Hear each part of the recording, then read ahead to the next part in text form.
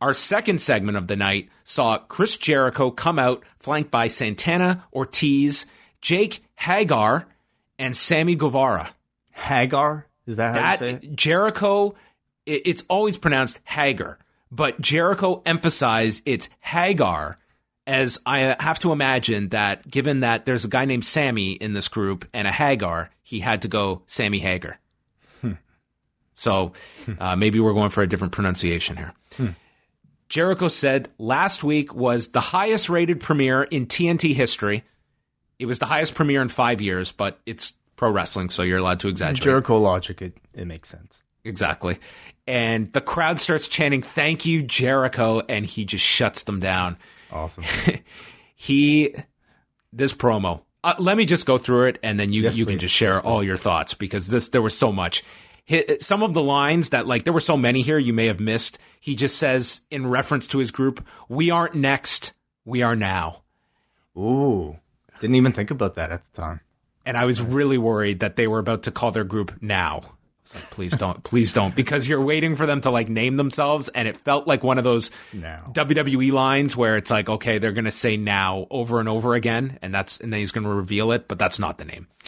Then he did, and this used to always be like such a just a quintessential thing for a new group forming, is that the leader would just go one by one and put over all the guys, and that's what Jericho did here. He starts with Sammy Guevara, the Spanish god. "Look how sexy he is. He's on my list." Then he references... Big cheers for the list. Yes. Yeah, big cheers here for the list. But it wasn't overt. It wasn't like he was bringing back that gimmick. It was just like a subtle nod, I think, to, like a successful period of his life. Yeah. Well, I kept, after I heard Now, and then I was like, oh God, don't call this group the Short List or something. Yeah. There could have been some bad ideas. Then he says, "Look at these two psychos, Ortiz and Santana. They are nastier than ever. They are pit bulls among pit bulls." So many great names here, right? There's so many potential, like, God. Like, I'm just thinking of, like, what you would call these guys, like, what blank experience you would call all of them. Then he says, "Viva la Raza," in reference to Eddie Guerrero, who it would have been his 52nd birthday on Wednesday, which I'm sure many of the audience is probably aware of, and this huge Eddie chant begins. Yep. And then they just moved on.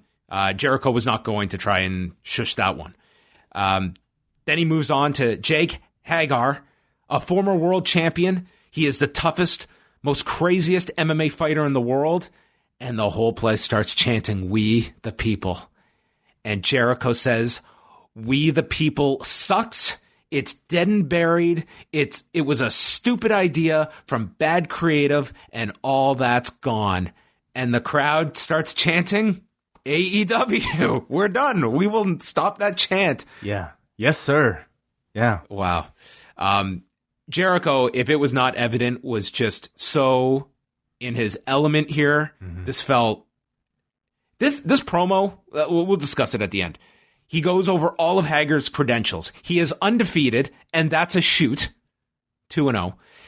He is the toughest man in the wrestling business. He is not afraid to challenge any wrestler, any MMA fighter, any boxer, any ex-MMA fighter, any street bum, bare knuckle fighter. This is my inner circle. And Jericho then focuses his direction on Cody. He doesn't like Cody's family. Dusty was a jerk. He doesn't like Dustin. He's going to kick his ass tonight in the tag. And November 9th, Cody, I'm going to beat the ever-living shit out of you. So the crowd starts chanting shit. And then they're going to walk the streets of Baltimore that night after Full Gear and have a bit of the bubbly. This was just a awesome promo. And there was a time that this was like commonplace that you would get in wrestling, but we are so starved for just a promo like this that people lost their minds over this. It was phenomenal. Jericho just felt like, man, no handcuffs, just out there playing off the crowd. You got all of these guys over. He was fantastic in this segment. this was, I would say, probably the thing most worth watching if you're gonna cherry pick anything from this show. This and like a lot of the matches were really good, but this to me, I think, would be a segment that you'll probably see replayed if this group ends up being, very successful and having a great run. Chris Jericho is a man who every few years is able to remake himself, and I feel like we've just been introduced to his latest incarnation. We're seeing Inner Circle Chris Jericho, faction leader Chris Jericho. Something we haven't seen before. To me, like, this was AEW's first major creative stroke. Their creation of a brand new faction that didn't exist before. This wasn't the Elite. This is not the Bullet Club. This is not an existing tag team. This is an original AEW creation. Jericho needed to hit a home run with this promo, and he nailed it with effortless execution. He made it look as easy as breathing here, cutting this like all-star promo that hit every note that he needed to hit in an entertaining, informative, and efficient manner. He gave tremendous reactions or introductions to Sammy Guevara and LAX, who I would say if you're a WWE viewer switching over to AEW, you probably have heard of but haven't fully seen. But in one swoop, told you exactly what you needed to know to potentially get you interested. And more importantly, he rechristened Jake Hager and managed to kill any semblance you might still have of him attached to his old WWE mid-Carter gimmick. It's like he waved a magic wand and suddenly it's like Men in Black. We've forgotten who this guy was. We now, it's an attempt, and I think a really good attempt at, making you look at him as an MMA fighter and not the guy with Zeb Coulter. So, man, did great. Built the Cody match too and got his bubbly line in there. Hit like more than a home run, I thought, with this one. This was amazing. Like, the first 40 minutes of this show, I just loved. I loved these 40 minutes. Like, from that tag match to this promo, it was just so great. And this, I guarantee Jake Hager is going to be... Mm-hmm. I was more optimistic than most last week just because of who he's paired with, and I had zero doubt after this show that they are going to get this guy over, and working off of Jericho is going to get this guy to a level that I think people early in his career thought he could get to that he never did. It's honestly, like, the more you think I think about it, the bigger I feel the risk this really was to bring somebody who was, very much, I think, had a WWE mid-Carter stink on him, and to try to make him the enforcer of, your very important main event level group. Certainly it required a promo like this and the ability to speak in somebody like a Chris Jericho. I love the idea of making him sort of like your strong silent type who hasn't said a word and I hope doesn't say a word for months to come. It's totally different from what he used to be. And I think helps sell the idea of him being this monster that much more effectively.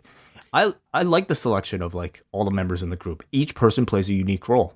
You have like a junior heavyweight, you have the tag team, you have the mouthpiece world champion, like your Ric Flair type in Jericho, and you have the enforcer in Jake Hager. Now, will this mean that Jake Hager, unlike his last Bellator fight, is not going to include We the People in his post-fight interview? God, I hope not. I didn't even know he did that. But he did this in his last fight. Jeez. Well, he for both, he came out and he had like his hand on his chest. He was doing the whole gimmick in Bellator. Thing is, for a long time, the man had nothing else. Like, that was arguably the most popular he ever was in the company. And that catchphrase for a long time was all this performer was known as. Hopefully with this, he could create something else. Create something new to be known for. Yeah. So just to put a exclamation point, I love this promo. It was awesome. Yeah. Go seek this out. And so Pro Wrestling Tees they directed them over to Pro Wrestling Tees where they're selling this Inner Circle shirt, and they crashed the Pro Wrestling Tees site. And we were told that they hit like record numbers tonight by like a wide margin of like the most people that had ever been on the Pro Wrestling Tees site. So I have no doubt that this shirt is going to be an enormous seller for them. And also shows you just like the captive audience watching this, that mention on AEW for merchandise is going to crash Pro Wrestling Tees site.